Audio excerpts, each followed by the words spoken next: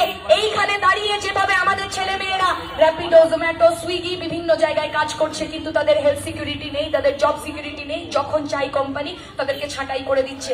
हम लोग कहना चाहते हैं उन लोगों का कंपनी से हम लोग मुकाबला करेंगे ताकि उन लोगों को मिनिमम 26 से 30 हजार मजदूरी मिले, उन लोगों का हेल्थ सिक्योरिटी हो, उन लोगों का जॉब सिक्योरिटी हो, उन लोगों को जो भी चाहे যখন চাই ওনাদেরকে যাতে কাজ থেকে কেউ ছাঁটাই না করতে পারে। অ্যাক্সিডেন্ট হলে 10 মিনিটে যারা ডেলিভারি করে, অ্যাক্সিডেন্ট হলে যাতে সেই অ্যাক্সিডেন্টের খরচও কোম্পানি বহন করে, সেটার জন্য আমরা লড়াই করছি।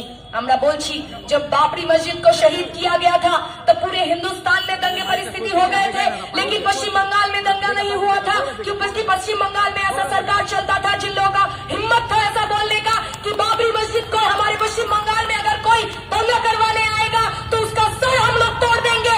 लेकिन हमारे पश्चिम बंगाल में जो सरकार अभी चल रही है वो ये बात नहीं कह सकती। ধর্মের অনুষ্ঠানের নামে যেভাবে আমাদের পশ্চিমবঙ্গে দাঙ্গা বেড়ে চলেছে সেটাকে এই তৃণমূল সরকার রুখতে পারছেন না, সেটার বিরুদ্ধেও আমরা লড়াই করতে নেমেছি। যেভাবে তৃণমূল সরকার আমাদের পশ্চিমবঙ্গ জুড়ে আরএসএস বিজেপিকে বাড়িয়েছে, সেটার বিরুদ্ধেও লড়াই করতে নেমেছি।